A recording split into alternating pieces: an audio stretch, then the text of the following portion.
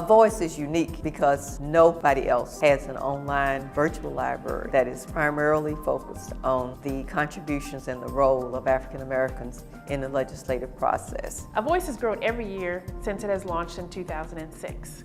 I think Avoice is particularly relevant because it works to preserve important aspects of African American culture and history, in particular as it relates to the policy making process in Washington, D.C.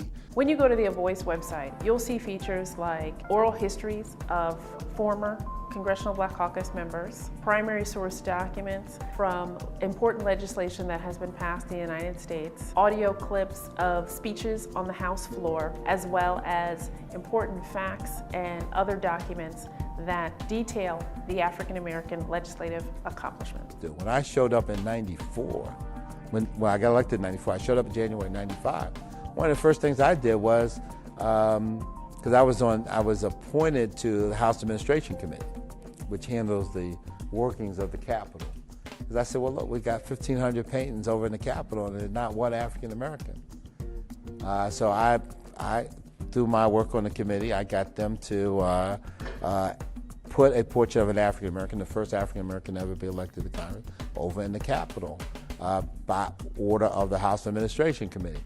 So now that may seem like a symbolic thing, but if you think about the millions of school children who take tours through the Capitol, and if they never ever see anybody who looks like them, out of all these portraits in the United States Capitol, you know, it kind of subliminally suggests to them that they are not equal to, or that they at least are not in the mix of helping to make or create our country as it might exist today. The exhibits on the Avoice website are the origins of the Congressional Black Caucus, the making of the Martin Luther King Holiday Bill, environmental justice, the Voting Rights Act, the anti-apartheid movement, the women of the CBC.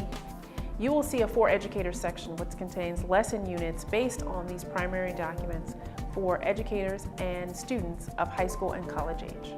I think Avoice is unique because it provides a central location to where you can really plug in to CBCF. It's also on Facebook, which is very different and innovative, and it's a way for the younger crowd to really get plugged in. Avoice is accessible 24 hours a day via the internet. The web address is www.avoiceonline.org. We develop leaders, inform policy, and educate the public at the Congressional Black Caucus Foundation.